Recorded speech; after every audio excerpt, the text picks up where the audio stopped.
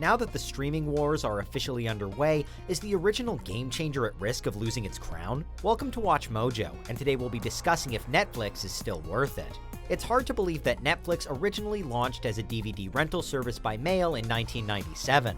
A decade later, Netflix introduced an online video-on-demand service to their business model. Within the following years, the company set a gold standard for streaming services, reshaping the entertainment industry as we know it. Netflix accomplished this by distributing existing shows and movies, as well as original content. Throughout the 2010s, Netflix has thrived as the definitive name in streaming. So I was thinking maybe we could Netflix and grill. I think it's Netflix and chill. Oh, good, because I don't have a grill. With more and more services entering the streaming arena, though, is Netflix really worth our time and money anymore? Let's take a look. For this breakdown, we'll be looking at a number of categories including user experience, content, originals, upcoming releases, and pricing to give you our grading on our patented Mojo meter. First up, user experience. Being one of the pioneering streaming services, Netflix has had plenty of time to perfect its layout on every device. In addition to dividing TV shows, movies, My List, recently added, and the home menu into individual sections, content has been meticulously organized based on genres and subgenres. Whether you're in the mood for a goofy Australian movie or a zombie TV show, Netflix makes it easy for users to navigate and narrow down their options. This setup not only allows users to efficiently seek out their favorite shows, but also discover new and original content. The service's eye-popping visuals and slick presentation almost make the user feel as if they're searching the shelves of a video store, a business that Netflix almost single-handedly made obsolete. While most would agree that streaming is more convenient and all-around better, a part of us will always miss the experience of going to Blockbuster and picking out a title. Although Netflix isn't as social or physical, its user interface does capture a similar sense of exploration. Honestly, if you're feeling lazy and just want to pass the time, simply browsing through Netflix's library can be surprisingly satisfying and fun. Content. Of course, nobody subscribes to a streaming service purely based on the user interface. It's all about the content, and Netflix has a plethora to go around. While it depends on which country you live in, the United States had a Netflix catalog of 5,707 movies and shows as of July 30th, 2018. If there's ever a movie or show you've been meaning to catch up with, checking Netflix is probably your first instinct.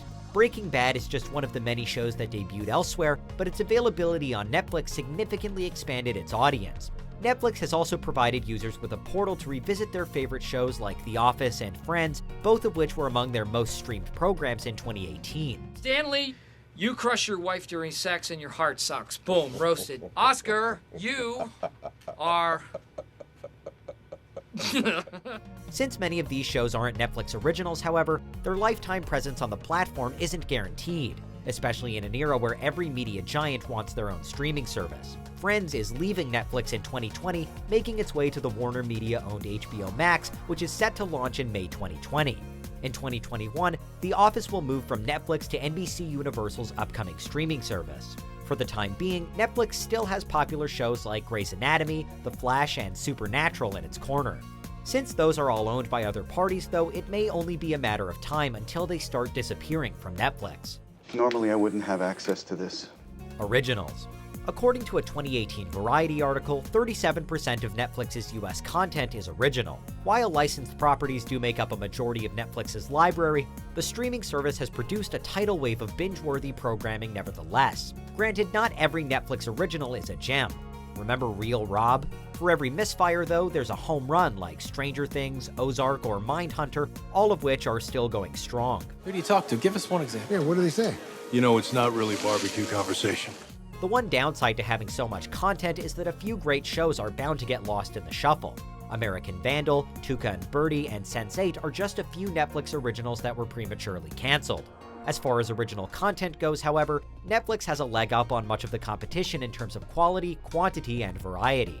Apple TV Plus was met with a mixed response upon launching in November 2019, both due to its relatively small library and the quality of the original content available. Disney Plus, which launched the same month, has a much larger catalog by comparison, complete with classic titles and new content. Since most of the content on Disney Plus is kid-friendly, however, it likely won't appease those looking for more adult-oriented films and series. Netflix, on the other hand, has all the bases covered, catering to kids, grown-ups, and families. Then again, Disney also owns a majority of Hulu, which has given Netflix a run for its money in some respects. Hulu's The Handmaid's Tale became the first original streaming show to win the Primetime Emmy for Outstanding Drama Series. In the Outstanding Comedy Series category, Amazon Prime Video pulled off Emmy victories for The Marvelous Mrs. Maisel and Fleabag. A Netflix original has yet to win the Emmy in either of these top categories. Looking at the big picture, however, Netflix earned the most Emmy nominations in 2018 with 112, more than Amazon and Hulu combined that year. So it's safe to say which streaming service has the most originals that define peak TV. Upcoming releases. Some of Netflix's flagship shows, like House of Cards, Orange is the New Black, and the Marvel Universe, recently wrapped up.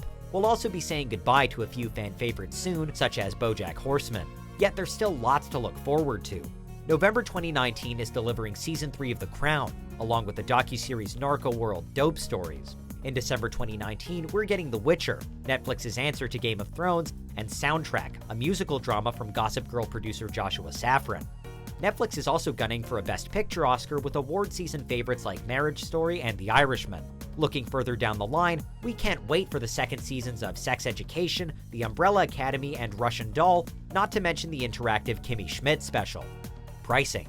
It feels like every year news breaks that Netflix is raising its prices. In all fairness though, Netflix remains pretty affordable and accommodating, with 3 possible streaming plans. The basic plan will allow you to stream on one screen at a time for $8.99 per month. The standard plan will get you 2 screens at once for $12.99 per month. You can watch 4 screens at once with the premium plan, ideal for families, which is $15.99 per month. While Netflix's basic plan is slightly more expensive than the monthly fees for some other streaming services, it's not by a huge margin and you get your money's worth.